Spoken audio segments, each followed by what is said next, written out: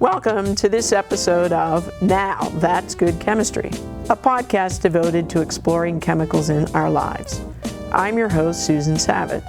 We are broadcasting from our studio on the campus of Indian Hill High School, located in Cincinnati, Ohio. As we're entering the heating season, many homes are heated by natural gas. I've asked Dr. Mike Dourson of TERA, Toxicology Excellence and Risk Assessment, to join us today to share some information about carbon monoxide. Welcome, Mike. Oh, it's good to be here. Thanks for the invite. Great. How many people nationwide suffer from carbon monoxide poisoning annually? Annually in the United States, we have about 50,000 visits to the emergency department or emergency rooms throughout the U.S.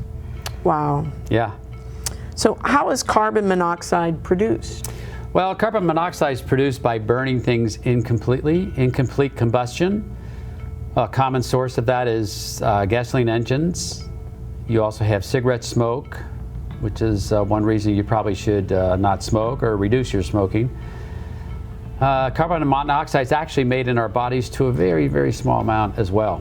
So how does carbon monoxide get into our homes?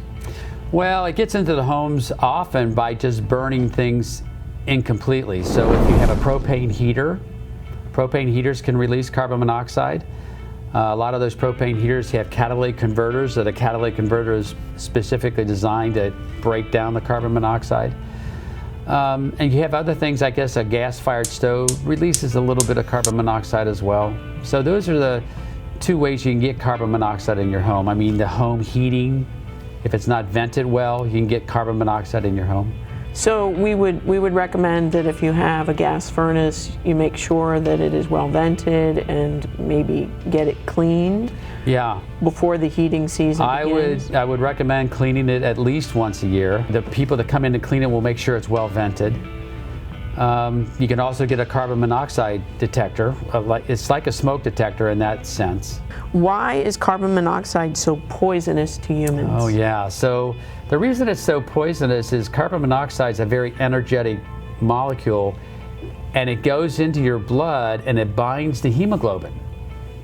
Now, because we make a little bit of carbon monoxide, all of us have a little bit of hemoglobin bound to our carbon monoxide bound to our hemoglobin. So a little bit is okay, but you get a lot in and it binds a lot of hemoglobin and it prevents your body from carrying oxygen and releasing oxygen to your tissues. So a lot of carbon monoxide it's almost like asphyxiation. You don't get enough oxygen in and you really need that.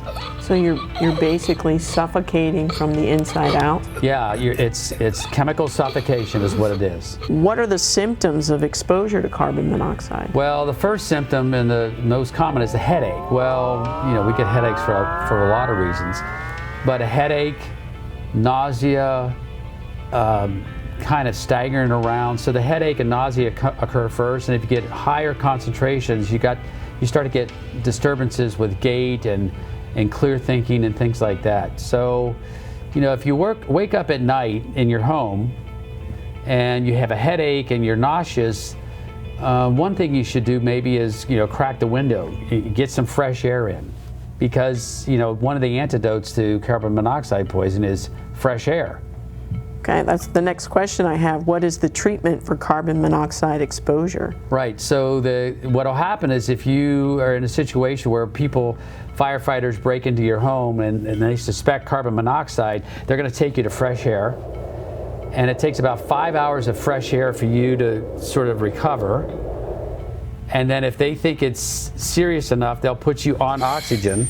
So they'll just administer oxygen, and it takes you about an hour to recover from that. So if you're being exposed to a lot of oxygen and you have the carbon monoxide bonded to your hemoglobin, does the oxygen push the carbon dioxide away from the hemoglobin? Yeah, it does that, and it also saturates your blood with oxygen just in the blood. It's just, I don't want to say it's loose, but it's not really bound to hemoglobin, and that saturated oxygen in your blood is helpful because it gets to the tissues. So then what happens to the carbon monoxide that you've been exposed to? Does your body get rid of it as waste? Do you exhale it? You exhale it.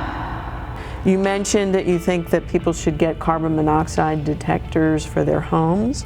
What are the best locations for these detectors?